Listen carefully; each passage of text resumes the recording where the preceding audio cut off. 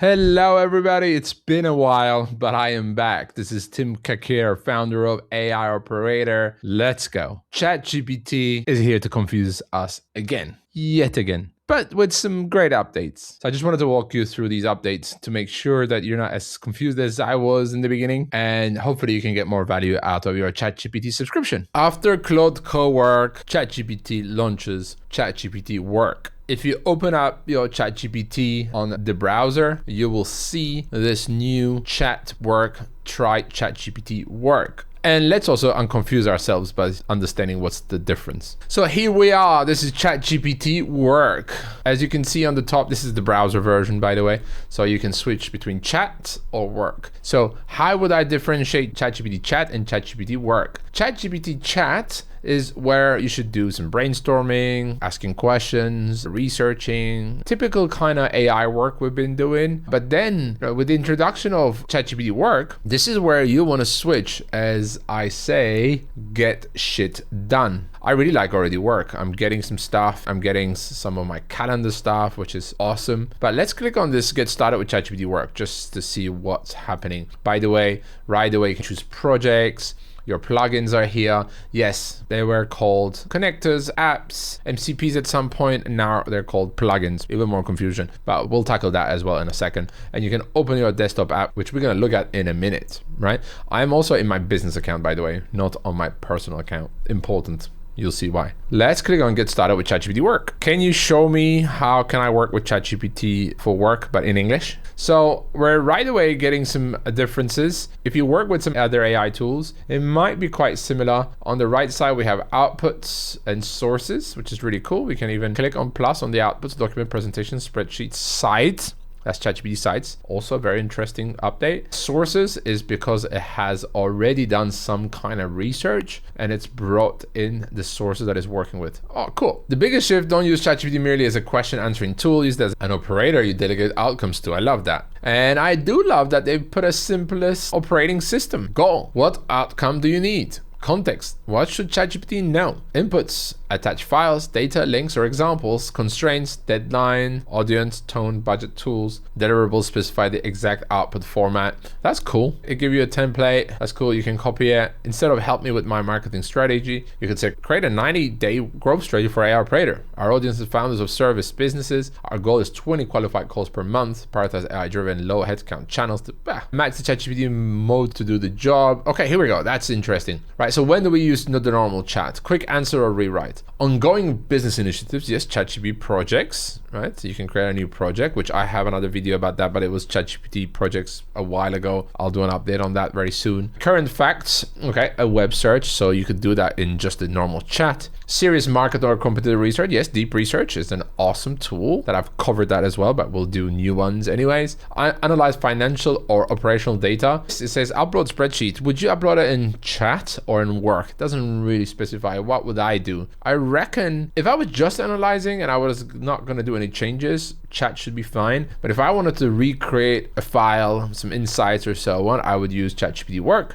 Produce a finished report. Okay, deck, document, site. Yes, so it's kind of separating itself and saying, if you want to produce something, you should use work. If you want to kind of brainstorm and talk and analyze, you should use chat. All right, use internal company information, connect your work apps, repeat something automatically, schedule tasks, build or modify software, Codex. Awesome. Well, we'll tackle all this stuff. It already recommended me a setup for me, strategy, marketing, sales, operations as projects, and inside each project to give relevant company documents, specific instructions. This is cool. It already gave me an example project instruction, connect your real work. They're called plugins now, just FYI. So plugins, they used to be apps for a while, connectors before that, MCPs at some point. Very confusing, I know, but I'm back because I want to make sure that you don't get confused, because this can be very annoying, I know, but we're here together. So great, chat work, we know how to do stuff now. Apps or plugins, connect your plugins. I'd have to reconnect them, that's fine. It's changed quite a bit as well. If I come down to faster, it's 5.6 Terra Lite, then I go to Sol Lite,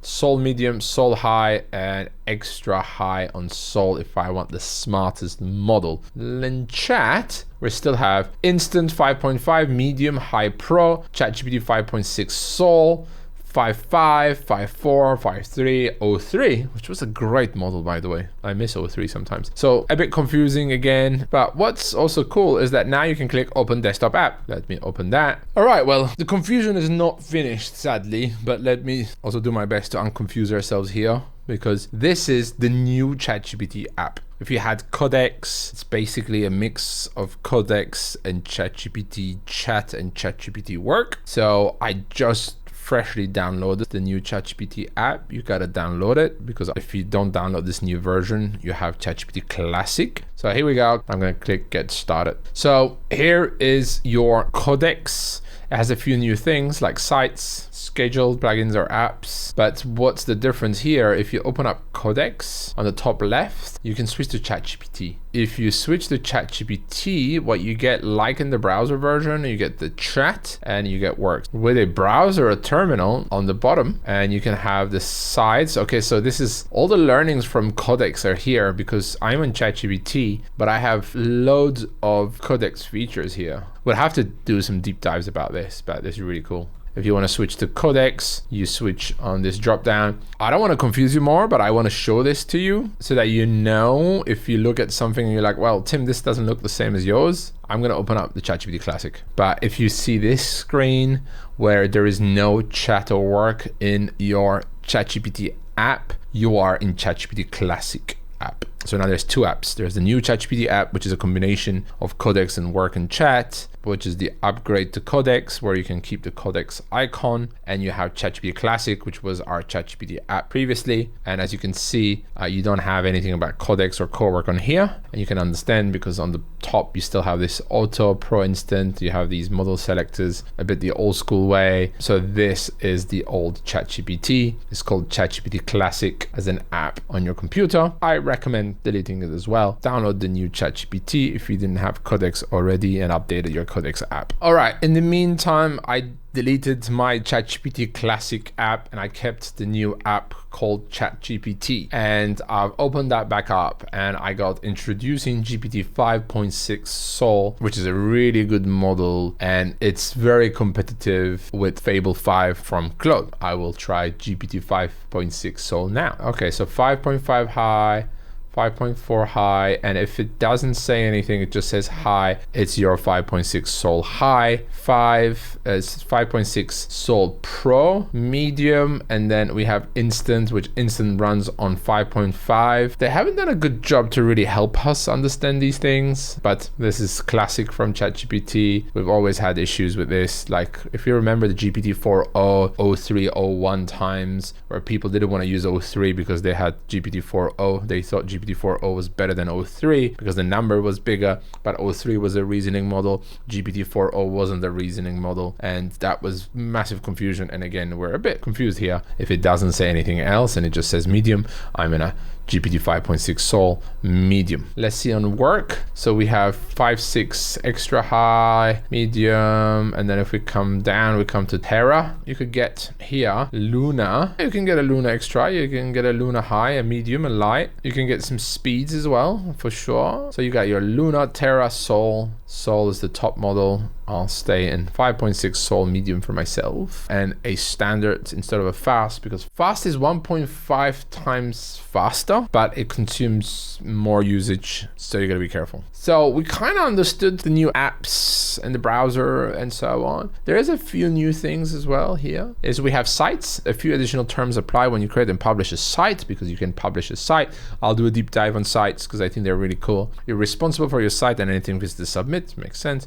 If your site collects personal data, learn more about your responsibilities for sure. OpenAI may remove sites that violate our policies. Okay, and you can read the terms or you can click continue. So if I click on sites, create a new site, you can see that it switched me to work, but you can still find it on sites. And we do have it on Codex as well. I want to make sure that we also know what's happening here. It's a new mode, right? It's not a plan or a tier. So ChatGPT now has chat, as we saw. So if we go in here, it's ChatGPT chat.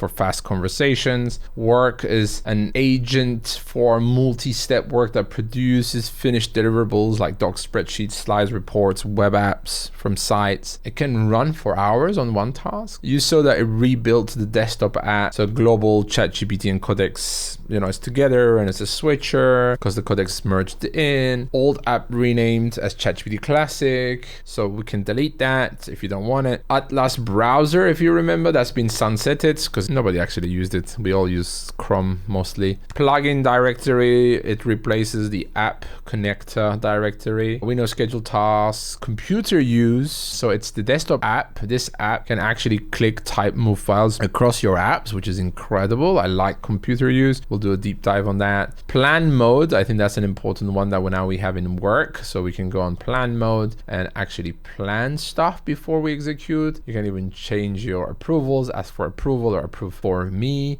or full access. So be careful with those, please. Know what you're doing, kind of thing. Sites, we spoke about that. It's still a public beta, but it's cool. The models, GPT 5.6 family. The availability is the desktop app on all plans, even on free. Web, mobile, rolling out by plan. But I think you should have it all, even if when you're free. Just try it out. Let me know in the comments if you have it or not.